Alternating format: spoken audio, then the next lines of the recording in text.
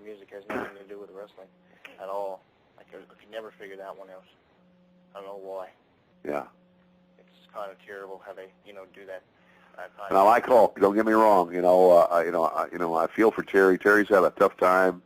With what his family's been through and a divorce and all that his son has been through, and I believe that his son has probably learned a huge lesson in life, and it's a hard lesson to learn.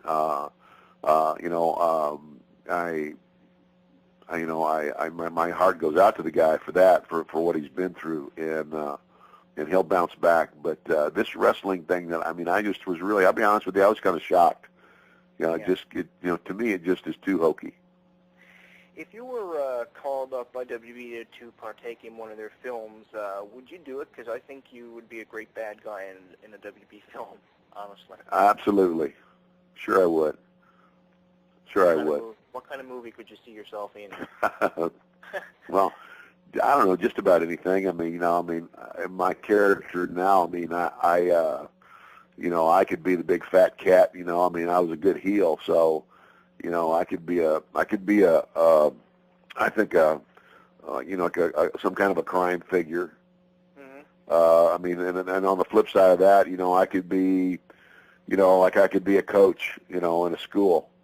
I don't know. There's a lot of characters, I think that I would fit.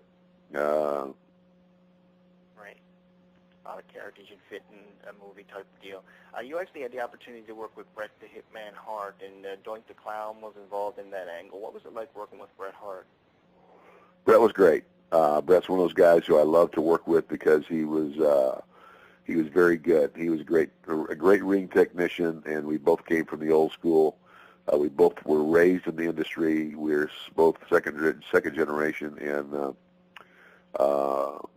it was always a pleasure to work with Bret because it made my job easier. Right. Now, you don't have to comment on this if you don't want to, but do you think it's right what the WB did to Bret Hart about 10 years ago, the whole thing they did in Montreal? Do you think it's never been done? Well, there's two sides to every story, and and my initial reaction was, that was bad. That was bad. But what I have come to recognize, though, from a business point of view, is this: number one, and again, I love Bret, but what I never could understand was, because the story, the way I heard it, was that Bret approached Vince and told him that he would drop the title, to anybody that he wanted. He just didn't want to get beat in Canada. And you see, that's the thing I don't understand, because wrestling is show business. And whether Bret was physically in Canada or in Manhattan, it's on pay-per-view, and the whole world's going to see it anyway. What does it matter where you drop the belt? Do you follow me? You got a point. Because it's show business. Exactly. And what you take pride in is your working ability. And so that's one thing I could never understand. But anyway, apparently initially Vince agreed to that. Yeah. But what was happening at the time was the war between the two companies, and Medusa, the lady wrestler, goes as the women's champion, leaves the WWF, shows up on the other show, takes the championship belt, drops it in a trash can, and lights it on fire. Vince's fear was that Bret would leave the company and take his belt without giving, in other words, just screwing him. Right. Now, I don't think that Bret would ever do that, but I think that Vince was at a point in his own mind where his back was against the wall, and he was going to do everything that he could to protect his company. You follow me? Yes. And I believe that going into that pay-per-view, he knew that he probably couldn't go to Bret and ask him to drop the belt because they were in Canada, and because Bret would have thrown a fit about it. I see both sides of it. I know, it's basically, because Bret's side of it is, hey, the guy told me he would beat me in Canada, and he double-crossed me. And I see Brett's side of that. I understand, but I also see that Vince was thinking about not only Bret Hart, but he was thinking about his entire company and all the other talent. And he was doing, in his mind, what Vince was doing was everything he could to protect his company. Mm-hmm. So I see both sides of it, quite frankly. And, you got to see both sides of it when it really comes down to it. Now, Bret Hart has a book, and he just recently finished promoting it in the United States, and a number of other wrestlers have books, too. How would you compare your book to a book that's done by Mick Foley or Bret Hart or King Lawler, or the list can just go on and on, but how would you compare your book in differentiality to the other one? Well, I don't, I couldn't say right offhand because there's several of those books that I haven't not read personally. The one thing that you didn't get reading my book is you didn't get me doing a tell-all. In other words, there are some fans that want to read a book and they want to hear all the horrible, nasty things that you did, and they want to hear all the gory details. And it's like I told the publisher I wasn't going to do that. I talked about the fact that there was a point in time in my career where I was out partying like everybody else, and I was drinking a lot, and I was snorting cocaine, and I was chasing a lot of women. And by the grace of God, I was never addicted to any drug or to alcohol. It wasn't something that I had to have. It wasn't something that I spent thousands of dollars on.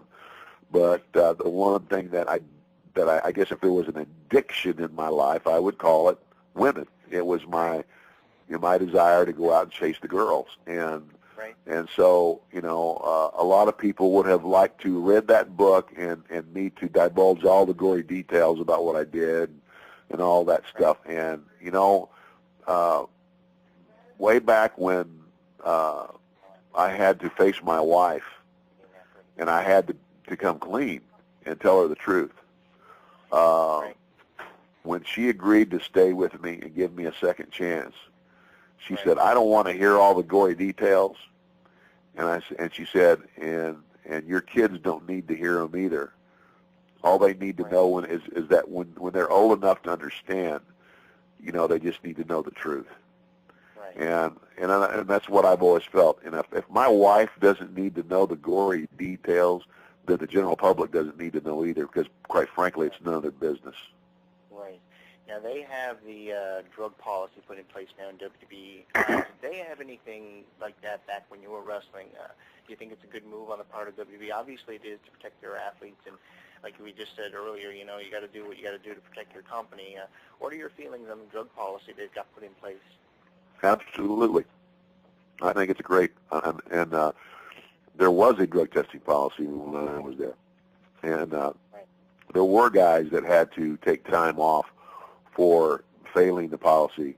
And I think to a greater, I don't know. I know like a lot of guys were flunking. Now you have to understand when the drug testing first started, the steroid issue wasn't an issue because it wasn't illegal yet. Right. And then it became illegal. But I think today their drug testing policy is state of the art. I don't think anybody has one better. And it's a 3-strike rule. The first time any athlete tests positive for whatever it is, whether it's a recreational drug or whether it's a steroid, then they are suspended for 30 days without pay. If they need to go to rehab, the company will pay to send them through rehab. If there's a second offense, then it's a 60-day suspension without pay.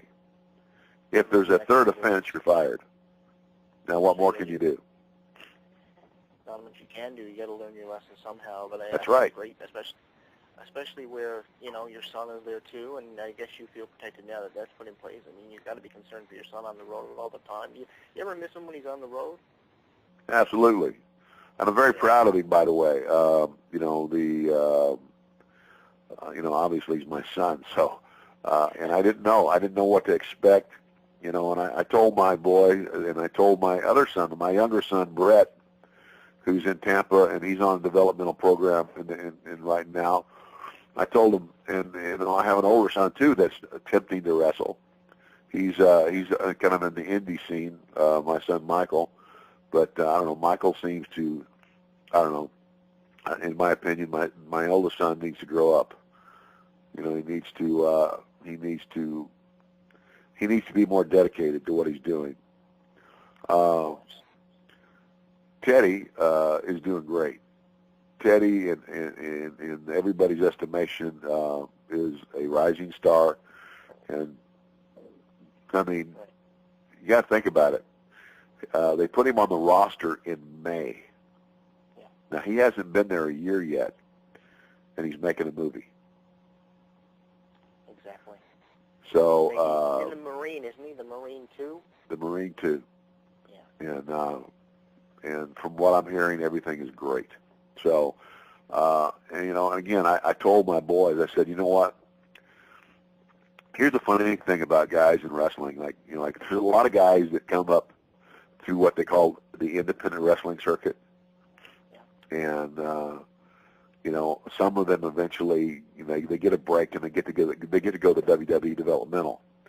Yeah. And somehow they think that all those years they spent in the indie circuit means something. What I'm trying to say is that most of the guys that are wrestling for independent wrestling organizations don't know what they think they know because they haven't been trained by anybody that knows what they're doing. Do you understand what I'm saying? Yes. So when they go to the WWE, if the WWE sees something